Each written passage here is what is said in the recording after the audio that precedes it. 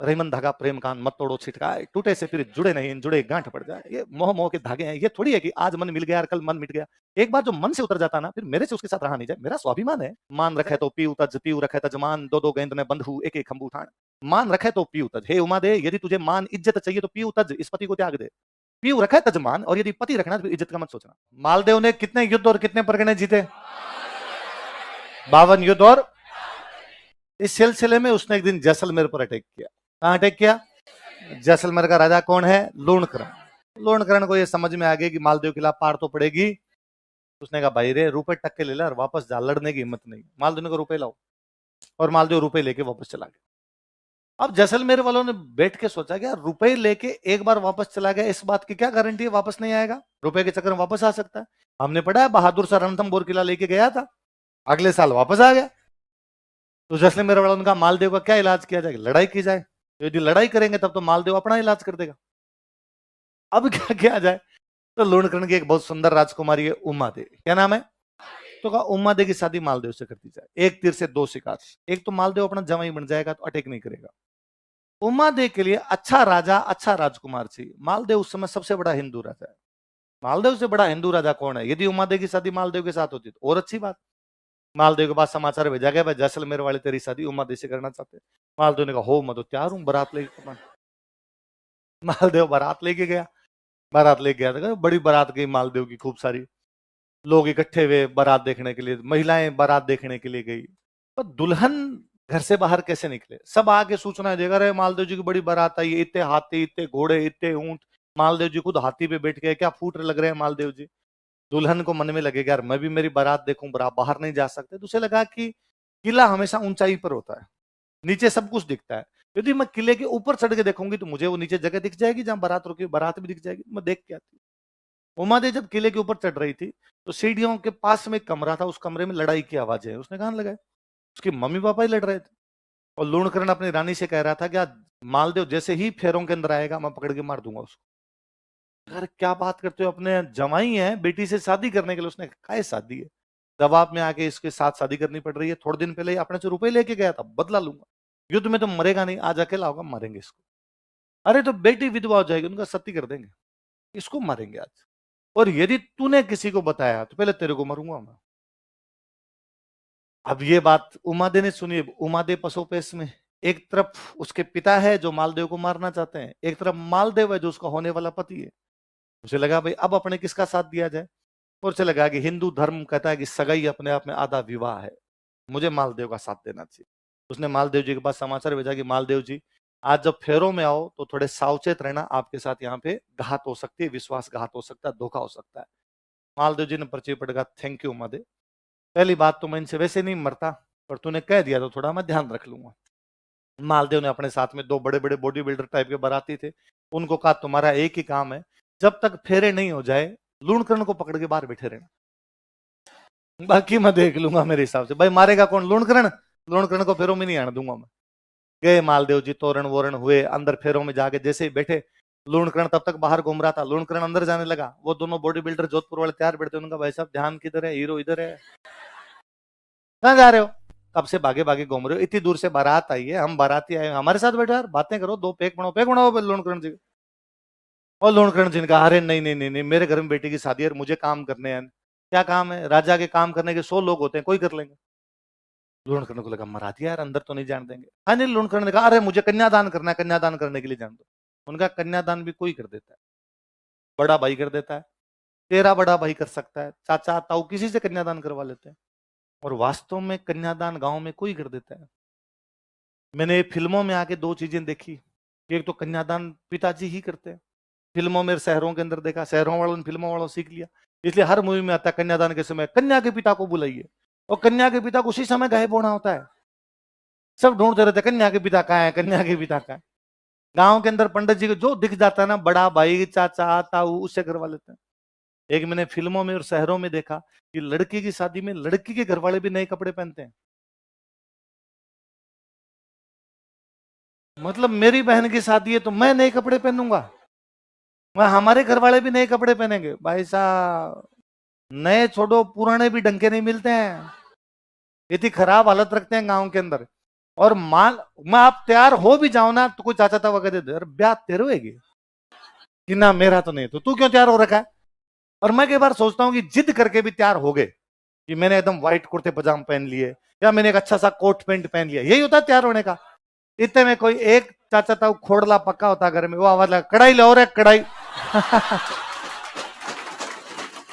अब भाई साहब धोड़े कुर्ते पजामे में कढ़ाई लिया हुआ, हाथ में कितना बुरा लगेगा यार। उनके काम वैसे होते हैं कि वो भट्टी के लिए खड्डा खोदना है तो खड्डा खोदो, और अब तो फिर भी थोड़े भले दिन आए तो कम से कम हलवाई तो बिठा लेते हैं मिठाइयां बनाने के लिए। पहले हलवाई को, पहले गांव में पैसे थे नहीं, मिठाई के नाम पे होते लड्डू बूंदी, तो उसको कहते खाली बूंदी बना दे, लड्डू हम बना लेंगे। तो वो हलवाई केवल बूंदी बूंदी बना के चला जाता, अब टावरों को लगाते हैं। भाई साहब ये बाई सेब और ट्राई सेब दोनों बन जाते हैं। रात को हाथ ना ऐसे रहते थे, ऐसे नहीं होते थे, पर टावरों को फिर भी मजा आता था।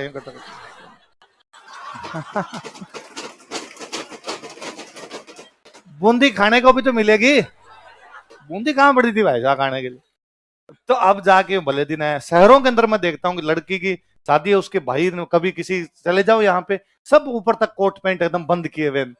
मगर यार तुम लड़की के भाई हो, लग ही नहीं रहे यार, तुम तो बराती टाइप के लग रहे हो। फिर पता कैसे चलेगा कि ये बराती रे घर वाले हैं। घर वाले एकदम यूं रहने चाहिए सामान्य कपड़ों के अंदर, बाराती यूं तैयार हो गए 3 बार डीओ छिड़क के आए, उनका समझ में आता। और अब क्या काम करने वाले लोग खूब सारे होते हैं, घर वालों को मौका मिल जाता होगा। तो लूणकरण जी को वहीं बिठा लिया, नहीं जाने दिया तो नहीं जाने दिया। अगले दिन उमा दीदी की विदाई हुई, राजकुमारी की विदाई होगी। पहले जब राजकुमारियों की विदाई होती तो उनके साथ में काम करने के लिए खूब सारी महिलाएं दी जाती, नौकर चाकर दिए जाते। हम पढ़ते हैं कि पन्ना दहाय है, मैंने बताया दहाय कौन होते हैं, राजकुमारों को पालने के लिए, तो मतलब बच्चों के पालन पोषण के लिए जब महिलाएं हैं अलग से, तो बाकी सब भी खूब सारी जो महिलाएं हुआ करती, महिलाएं पुरुष खूब सारे साथ भेजते, भाई नौकर चाकर साथ में भेजे जाए राजकुमारी के। तो वो जब साथ में जो नौकर चाकर भेजे जा रहे थे उनमें से एक महिला साथ में भेजी गई, उसका नाम था भारमली। क्या नाम था। वहां पे जैसे ही जोधपुर पहुंचे, शाम को मालदेव जी अपने महलों के अंदर पधारे, समाचार भेजा कि भाई मालदेव जी अपने महलों के अंदर आ गए। उमा दे अपना श्रृंगार कर रहे थे, तो उनको आके किसी नौकरानी ने कहा भाई मालदेव जी अपने महलों में पधार गए। तो उमा देवी लगा भाई मुझे समय लगेगा अभी श्रृंगार के अंदर, तो उन्होंने भारमली पास में बैठती, भारमली कहा भाई तुम जाओ और मालदेव जी को जाकर दो, मुझे अभी समय लगेगा। भारमली मालदेव जी के पास गई, मालदेव जी नशे में थे, भारमली सुंदर थी। इस बात का पता उमा दे को चला, उमा दे ने कहा है फर्जी आदमी, और आज के बाद मैं तेरा तो मुंह देखना भी पसंद करूंगी। और लिटरली उमा दे ने उसके बाद मालदेव कभी मुंह ही नहीं देखा, वो जोधपुर छोड़ के चली जाती। उसने कहा नहीं, मैं मेरा जीव नहीं मानता ऐसे व्यक्ति को पति स्वीकार करने में। वो तारागढ़ रहती है। जब शेरशाह वाला अटैक होता है तब ये डिसीजन, मैं कल आपको कहानी सुना तब मैंने कहा था कि पहले ये डिसीजन हुआ कि हम अजमेर लड़ेंगे, फिर कहा नहीं अजमेर नहीं, थोड़ा नजदीक लड़ते हैं। तो जब ये बात है कि अजमेर लड़ेंगे, तो उमादेव को पता चला कि मालदेव अपनी सेना लेके कहाँ आ गया, अजमेर। तो उमादेव समाचार भेजती है मालदेव के पास कि मालदेव जी आप सेना भेज दो, आप मत आना, सेना को लीड मैं कर लूंगी और मैं यहाँ पे लड़ाई कर लूंगी। फिर फाइनली ये तय हुआ कि हम अजमेर तो लड़ेंगे नहीं, तो अजमेर खाली करो, अजमेर की सेना भी बुलाई जाए। तो उमादेव कहा गया भाई खाली करना पड़ेगा। तो उमादेव ने कहा मैं जोधपुर तो नहीं जाऊंगी। तो जोधपुर के पास में गांव था, कुछ दिन वहां पर रहे थे, कोसाना करके गांव था, वहां पर रहे कुछ दिन। और फिर वहां से उनका खुद का ननिहाल था केलवा, तो बाद में केलवा चले गए थे, केलवा ही रहे थे। और एक मालदेव के दूसरी रानी से एक बेटा हुआ था राम सिंह, उस राम सिंह को गोद ले लिया था, उस बेटे के साथ वहां रहते। जब मालदेव की डेथ हुई तो उमादेव को समाचार भेजा गया कि भाई मालदेव की डेथ हो गई, कपड़े भेजे गए मालदेव के, साफा भेजा गया मालदेव का। उमादेव सती हो जाती है वहां। उसने कहा मालदेव ने अपने पति होने का धर्म नहीं निभाया था, मैं अपने पत्नी होने का धर्म, उस समय यही था सती हो जाना, मैं अपने पत्नी होने के धर्म से कभी भी पीछे हटूंगी। वास्तव में उमादेव वाली कहानी तो इतनी है। पर उमादेव जब जोधपुर के पास के गांव में थे, शेरशाह का अटैक समाप्त हो जाता है, मालदेव सिवाना से वापस जोधपुर पे कब्जा कर लेता है, तब मालदेव को ये रियलाइज होता है कि यार मैंने गलत किया और उमादेव के साथ जो भी हुआ उसमें गलती मेरी है। तो वो एक उसके दरबार में कवि है, उनका नाम था ईसरदास जी। क्या नाम था। मालदेव ईसरदास जी कहता कि ईसरदास जी जाओ और रानी उमादेव को मना के वापस लाओ। ईसरदास जी गए, उन्होंने जाके कहा कि रानी उमादेव अब वापस पधारो, आप पटरानी हो, मालदेव के साथ आप रहोगे, आपका जब पुत्र होगा वो जोधपुर का अगला राजा बनेगा, आप राजमाता बनोगे, चलना चाहिए आप। उमादेव ने वापस कहा कि रहीमन धागा प्रेम कान मत तोड़ो छिटकाए, टूटे से फिर जुड़े नहीं, जुड़े गांठ पड़ जाए। ये मोह मोह के धागे हैं, ये थोड़ी है कि आज मन मिल गया और कल मन मिट गया। एक बार जो मन से उतर जाता ना, फिर मेरे से उसके साथ रहा नहीं जाए, मेरा स्वाभिमान है। ऐसा कैसे हो सकता है कि मालदेव ऐसा मेरे साथ कर सकता है। उन वापस का गलती आदमी से होती है ना, आप चलो मालदेव माफी मांगने के लिए तैयार है, गलती की सजा होती है, माफी मांग ले आदमी, फिर क्या होता है। उम्मद ने वापस कहा कि नहीं, मैं वहां जाऊंगी लोग क्या कहेंगे, ये पहले तो मुंह फुला के चली गई थी और आज वापस आ गई। ये सरताज ने कहा कोई कुछ नहीं कहेगा, मालदेव 100 लोगों के बीच में माफी मांगेगा, आपकी तो इज्जत बढ़ेगी। उम्मद ने कहा देखो आप पर सरदार जी, सरदार जी ने कहा मैं गारंटी देता हूँ आपको, आप तो चलो। ये सरदार जी मना के उम्मदे को ला रहे हैं। उम्मदे पालकी पालकी में होती पहले, तो 4 लोग उठा के चलते, पालकी में आ रही है। ये बाकी रानियों को पता चला कि कौन आ रही है जोधपुर। बाकी रानियां जानती थी कि उम्मदे आते पटरानी बनेगी तो अपनी दुकानदारी बंद। तो बाकी रानियों ने एक और कवि थे आसानंद, क्या नाम था, आसानंद जी को आगे, आसानंद जी उम्मदे वापस आ रही है, क्या महिला के स्वाभिमान नाम की चीज नहीं होती, क्या महिला के सुहागरात के दिन इस प्रकार उसका कोई पति कर सकता है फिर भी उसके साथ में रहे। आसानंद जी ने कहा ना ये तो बहुत गलत बात है, उम्मदे कैसे आ सकती है, तो आ रही है। आसानंद जी सामने जाके खड़े हुए, और जब पाल की नजदीक आई तब आसानंद जी ने जोर जोर से दोहे बोले, मान रखे तो पीऊ रखे तजमान, दो दो गेंद ने बंधु एक एक खंबू ठाण। मान रखे तो पीऊ तज, हे उमा दे यदि तुझे मान इज्जत चाहिए तो पीऊ तज, इस पति को त्याग दे। पीऊ रखा तजमान, और यदि पति रखना है तो फिर इज्जत का मत सोचना। आज उमादेव की इज्जत लोग बात करते हैं कि उमादेव वह महिला है, उमादेव वह स्त्री है जिसने मालदेव जैसे बड़े राजा को ठोकर मार दी। उमादेव वह स्त्री है जिसने मारवाड़ के राजमहलों के वैभव को ठोकर मार दी। उसका स्वाभिमान ज्यादा प्रिय था कि मेरा पति यदि गलत काम करता है तो मैं उसका मुंह भी देखूंगी नहीं। तुम आ जाओगी, तुम्हें जोधपुर मिलेगा, मारवाड़ का राज्य मिलेगा, सुख वैभव मिलेंगे, मालदेव जैसा बड़ा राजा मिलेगा, तुम्हारे पुत्र राजा बनेंगे, आगे इज्जत नहीं मिलेगी उमादेव। दो दो गेंद ने बंध हुए एक एक खंबू उठान, दो हाथियों को एक जगह पे बांध के नहीं रख सकते हो, आपस में लड़ेंगे। इज्जत और पति दोनों में से एक मिलेगा, तुम तय करोगे इज्जत चाहिए या पति चाहिए। उमादे ने कहा अपने को चाहिए फुल इज्जत। उमादे वापस चले गई, उसके बाद उमादे कभी भी लौट के, पर बारमली तो मालदेव के पास ही रह गई। बारमली तो यही थे। एक दिन रात को बारिश का समय, जैसलमेर की तरफ बिजलियां चमके और बारमली एक टक बिजलियों की तरफ देखे, और मालदेव ने पूछा कि तुम्हें जैसलमेर की याद आती है क्या। उसने कहा, और रोई। उसने कहा क्यों नहीं आएगी याद, मेरा पीहर है वहां पे, और मैं वहां रही हूँ, राजमहलों में पली बड़ी हूँ मैं भी वहां पे। वो क्या बारमली के लिए कहते हैं, बारमली के माता पिता का पता ही नहीं था कौन था। वो पैदा हुई थी, पैदा होते ही उसको उसके माता पिता जो थे रास्ते किनारे छोड़ के चले गए। अभी भी अपने अखबारों में कई बार पढ़ते हैं, अस्पताल में छोड़ के चले गए, वैसे छोड़ के चले गए। तो जिसको मिली उसने राजा को ला के दे दी, तो राजा ने पाल पोस के बड़ा किया था उसको, वहीं राजमहलों में रहती थी वो। उसने कहा मुझे याद तो आती है, मैं वहां खेली हूँ, कूदी हूँ, इतनी बड़ी हुई हूँ, उमादे मेरी सहेली थी, मेरी गलती की वजह से, अपनी गलती की वजह से उमादे को जाना पड़ गया। तो मालदेव ने कहा उमादे को जो हुआ वो नहीं आना चाहते, नहीं आए क्या करें, पर तुम जैसलमेर जाके आओ, घूम के आओ। तो उसने कहा मैं जैसलमेर जाऊंगी तो उमादे के परिवार वाले, जो राजा का परिवार हो, क्या कहेगा, इसके चक्कर में हमारी बेटी का घर टूटा है। मालदेव ने कुछ नहीं कहा, मैं लेटर लिख के भेज दूंगा। मालदेव लेटर लिख के भेजा, बारमली आ रही है, बारमली के साथ में कोई ऊंच नीच की बात नहीं होनी चाहिए, यदि किसी ने कुछ कह दिया मैं अटैक कर दूंगा। कौन क्या कहे भाई साहब, बारमली वहां रहे। वहां जो जैसलमेर का राजकुमार था उसके 3 रानियां थी, और बारमली बहुत सुंदर थी। तो वो राजकुमार आसपास चक्कर काटे, उन तीनों राजकुमारियों को लगा कि ननंद का घर बर्बाद हुआ, हमारे वाली कभी भी लाइन क्रॉस हो सकती है। उन 3 रानियों में से एक रानी बाड़मेर में एक जगह पड़ती है कोटड़ा, क्या जगह, वहां का एक बंदा था बाघ सिंह, क्या नाम था, और डाकू टाइप का आदमी था, बागा कोटड़िया, कोटड़ा का था इसलिए कोटड़िया, बाघ सिंह था इसलिए क्या हो गया बाघ। उसकी बहन थी। उन बाकी 2 रानियों ने कहा तेरा भाई बागे कोटड़ी को बता, वो कोई इंतजाम कर सकता है। उस बहन ने अपने भाई को बुलाया, भाई को बुला कहा वैसे तो आप बड़े भैया हो, मैं आपको ऐसी बात क्या ही बताऊं, पर आपसे कौन सी बात छुपी हुई है, ये भारमली हमारी ननद का घर बर्बाद करके आई है, हमारे वाला कभी भी टूट सकता है।